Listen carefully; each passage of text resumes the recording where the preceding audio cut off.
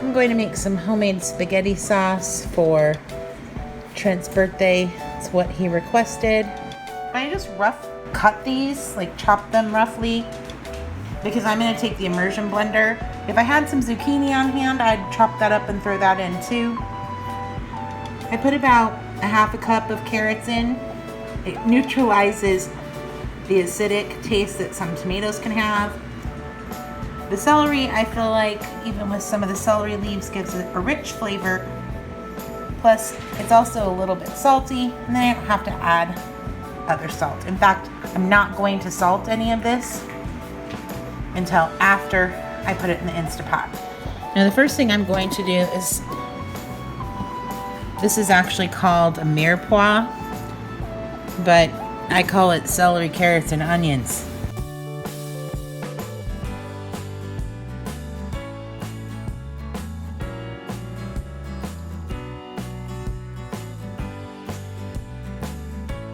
I started making this kind of spaghetti sauce when my kids were all young, and it was a tradition to have it on Halloween because I take the immersion blender to it. They don't know what kind of vegetables are in there. And I'd try to get some fun shaped pasta. They used to sell like pumpkin pasta shapes. I don't know if they still do because it's been years since I've done that, but it was a good way to have my kids get some good fiber and some good vegetables before they went out trick-or-treating on Halloween.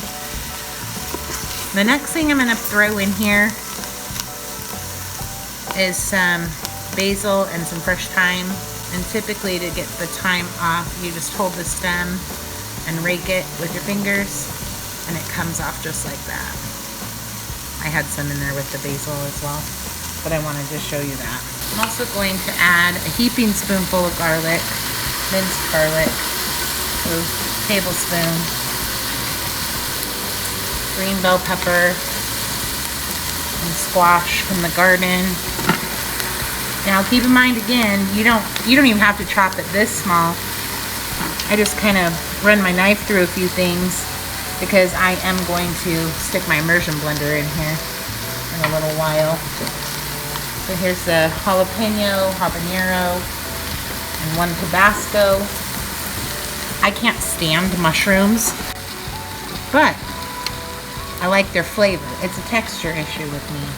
The whole point of this recipe, you can put a bunch of random vegetables that you might have left over into this, and it makes a really rich, yummy spaghetti sauce.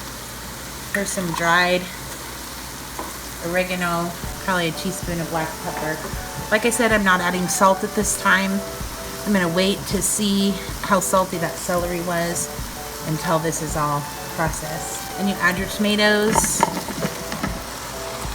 I'd say probably at least 2 to 3 cups of liquid. I've used water in the past or chicken broth. This is actually some bone broth. And I'm just gonna add the whole quart because I have it. So just give it a quick stir.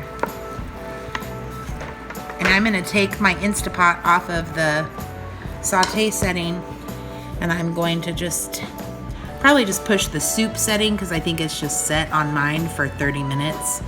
And, yep, there we go. Soup setting. And make sure the vent is closed, and I'll come back later when it's done.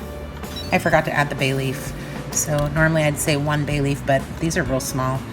Remember to fish them out before you serve this and before you stick your immersion blender in there. I always forget. All right, so this is what it looks like after 30 minutes.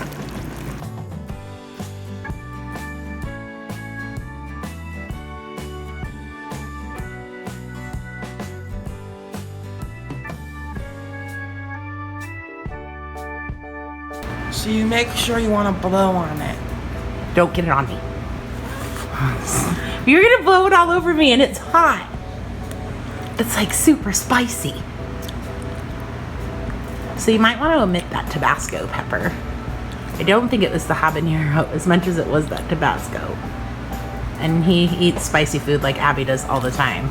I'm not really any spicy. I think it's too spicy. Please don't make it not spicy. It's beautiful. Okay, but we do need some salt. 1 sea monkey scoop of salt. We're gonna start with that. Let it cook for a little while. I found that sometimes with the pink Himalayan sea salt, it takes a little bit to get in there. We're going to go ahead and cook this on the slow cooker setting for a while. And I will try it again in a few minutes. Okay.